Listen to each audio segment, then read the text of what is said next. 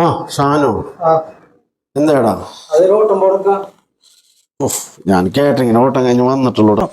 വണ്ടി വർക്ക്ഷോപ്പിലാണ്. അതൊന്ന് പോയി എടുക്കണം.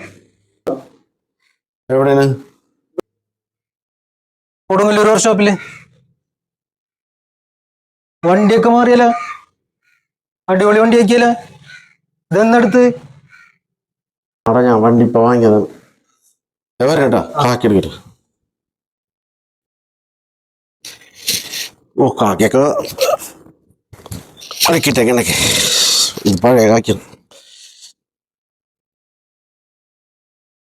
അതെ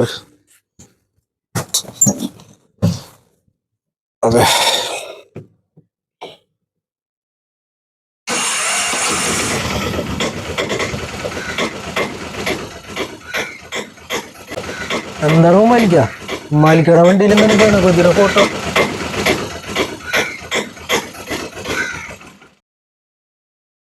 ഇതെന്റെ രാജേഷിന്റെ വണ്ടിയാണ്ടാ, നീ അറിയില്ല.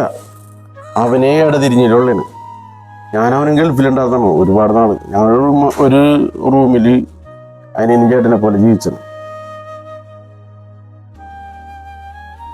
അവനിപ്പോ 2 മാസം മുമ്പ് മരിച്ചു.